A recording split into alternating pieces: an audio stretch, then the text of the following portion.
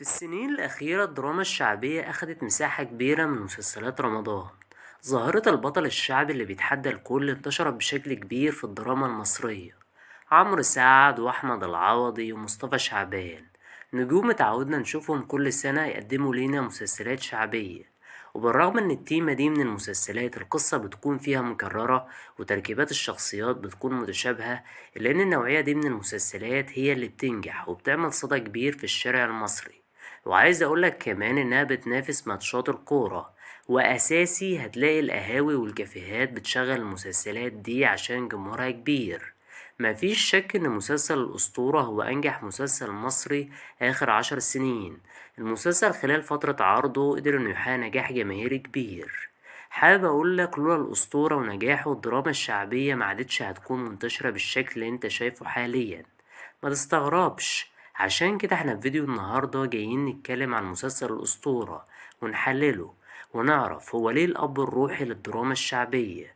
بس قبل ما أكمل كلامي ياريت يا صاحبي تكون جهزت كوباية الشاي، لأن المشخصاتي هيبدأ الحكاية بتبدأ يوم 1 رمضان سنة 2016 الساعة 9 بالليل على قناة MBC مصر. بتبدأ أول حلقة من المسلسل اللي هيكتسح كل مسلسلات رمضان.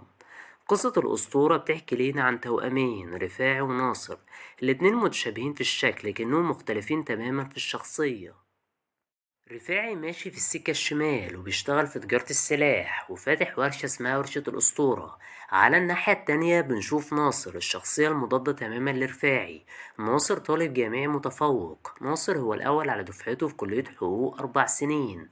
ناصر نفسه انه يحقق العدالة ويكون وكيل نيابة، بس للأسف ده ما بيحصلش. مع مرور الحلقات بيحصل أكتر حدث صادم في الأسطورة، وبنشوف رفاعي وهو بيتقتل. أيوه هو المشهد ده اللي علي ربيع حفل عليه في مسرح مصر. بعد ما رفاعي بيموت ناصر بيتسجن، ومن هنا بتبدأ أول شرارة تغيير في شخصية ناصر. وبدأ ناصر يتحول تدريجيا لنسخة تانية من رفاعي. ناصر بعد كده بيشتغل في تجارة السلاح مع بدر، وفي نفس الوقت بيساعده بدر انه ينتقم من اللي قتل اخوه عصام النمر. وفعلا ناصر بيقدر من خلال مساعدة بدر ليه انه يقتل عصام النمر. بيقتله في الحلقة ال15. بس استنى كده يا نجم، انت ليه قتلت عصام النمر بدري قوي كده؟ شخصية عصام النمر كانت شخصية حلوة جدا ومتصممة بشكل حلو. الكاتب يقدر يبني ليك الشخصية دي ويخليها ند قوي للبطل بتاعنا. انت لو ما كنتش بتتفرج على حلقات الأسطورة فأكيد كنت بتتفرج على المقاطع اللي عصام النمر كان بيظهر فيها مع ناصر ورفاعي. طبعا مشهدي المفضل مشهد خناقته مع رفاعي. النهايات الحزينة ساعات بتكون حلوة ومش دايما بتكون وحشة، لكن في الأسطورة النهاية ما كانتش أحسن حاجة. في النهاية بنشوف ناصر بيقتل شهد بعد ما بيشك فيها انها بتخونه، وبصراحة انا شايف النهاية دي ساذجة.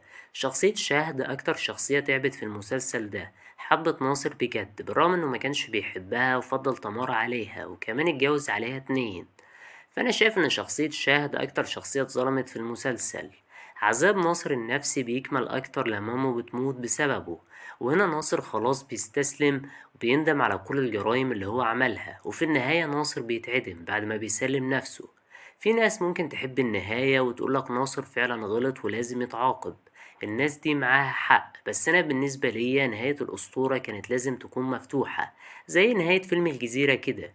لو كان ممثل تاني هو اللي مثل الأسطورة كنت هقولك موت ناصر عادي، لكن محمد رمضان قبلها بسنتين عمل ابن حلال وحبيشة مات في الآخر، وبعدها ب5 سنين موسى مات. ايه يا نجم في ايه؟ انت بتموت في أغلب مسلسلاتك ليه؟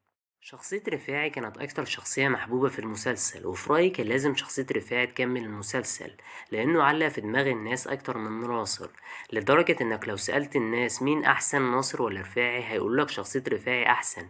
انت يمكن تقول إن ناصر أذكى، بس رفاعي ما كانش مندفع زي ناصر، وده اللي ميزه عن ناصر. ناس كتير حاولت تقلد شخصية رفاعي في مسلسلات رمضان لكنها منجحتش في ده. وفي نهاية الفيديو حابب أعرف رأيكم، هل الأسطورة فعلا هو أحسن مسلسل شعبي اتقدم في الدراما المصرية ولا لأ؟